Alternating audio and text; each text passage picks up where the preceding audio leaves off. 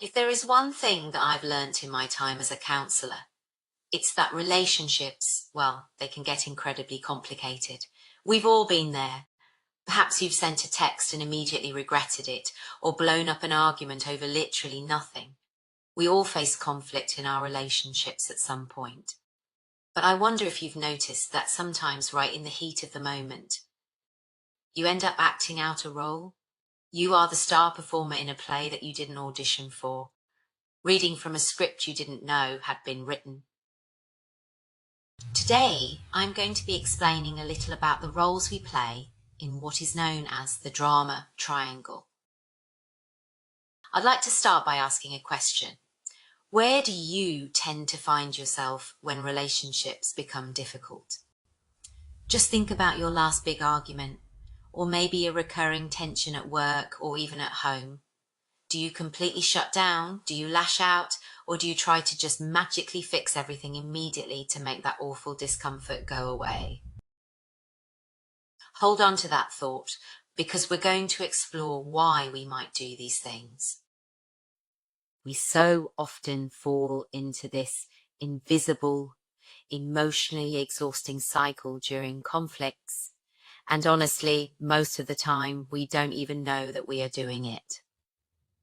This brings us to the actual drama triangle. It's basically a framework for understanding the specific roles we slip into when we're feeling stressed, hurt, or just totally unsure of what to do. Now, a super important distinction to make right out of the gate. These are not fixed personality types. If you see yourself in one of these roles today, it doesn't mean that's who you are forever. They're just temporary behavioral positions we adopt as a defense mechanism when the pressure's on.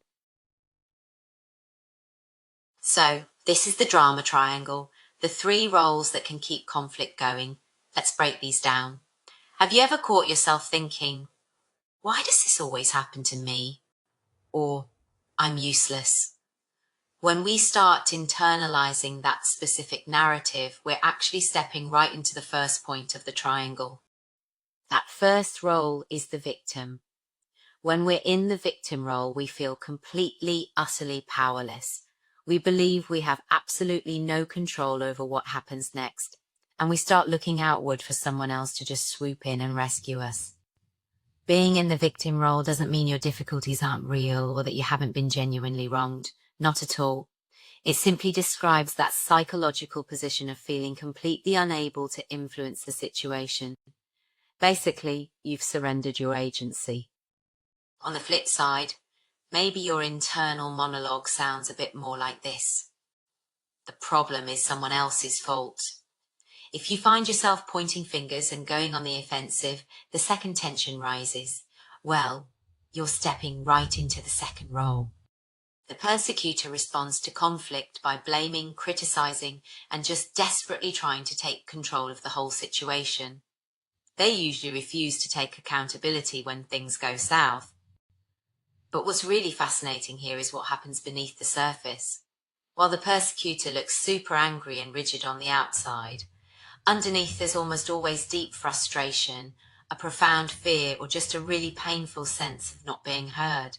The control, it's literally just a mask for vulnerability. And then we have our third response. Perhaps you're the kind of person who sees conflict and instantly thinks, it is my job to make everything better. You know the type, rushing in to smooth things over, regardless of the cost to yourself. This is the rescuer role. The rescuer steps in to solve the problem, often before ever actually finding out what the other person wants or needs. They offer help that hasn't even been asked for, and they take total responsibility for everyone else's feelings. While this almost always comes from a genuinely caring place, constantly putting others first is a massive trap.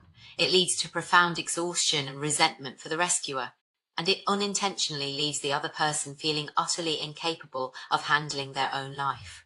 What is interesting is, we don't just pick our favourite role and stay comfortably seated there. In fact, we can rotate through all three of these roles in a single conversation. Just imagine this rapid-fire cycle. You jump in offering unasked for advice, so you're starting by rescuing, but the other person brushes you off. Suddenly you're frustrated, maybe a little angry they didn't take your brilliant advice, so you criticize them for being stubborn. Just like that, you're now the persecutor. Finally, they snap back at you, and you just throw your hands up in the air, feeling completely unappreciated and powerless. And just like that, you are the victim. It's a dizzying, frustrating whiplash of a cycle that solves absolutely nothing. Let's slow down a bit here. Take a deep breath, because there is actually a way out of this exhausting cycle. We really don't have to stay trapped in this drama.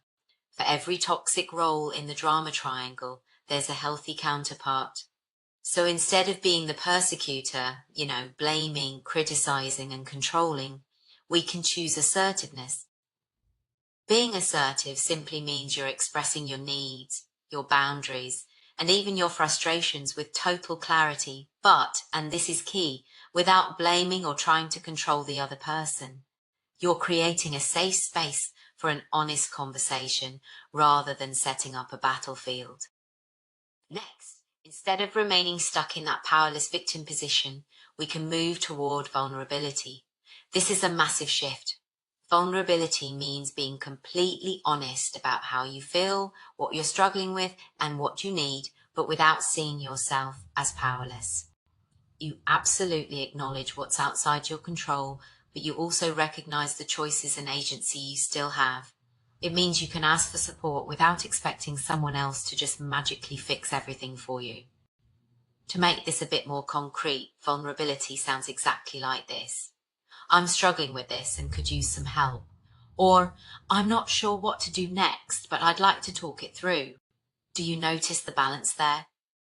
It allows you to be totally open about what's difficult while still firmly recognizing that you have a voice. It's an invitation for collaboration, not a demand for a rescue. Finally, instead of playing the rescuer who just takes over to unilaterally fix things, we can offer care. Caring means supporting someone without hijacking their problem.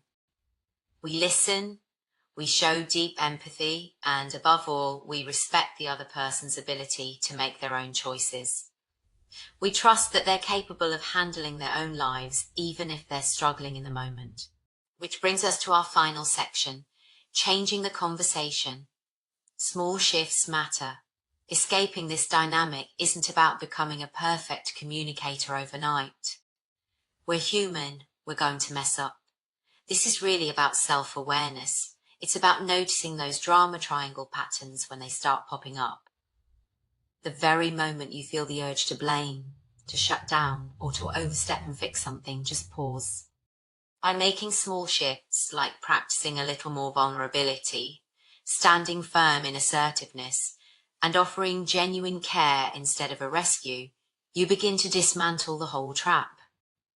You literally change the conversation from one of conflict to one of connection, which brings us right back to where we started, but hopefully with a totally new perspective. So how will you respond differently the next time your relationships become difficult? The next time tension spikes? Are you going to fall into the old roles, or will you choose the winner's triangle? The script is entirely in your hands now.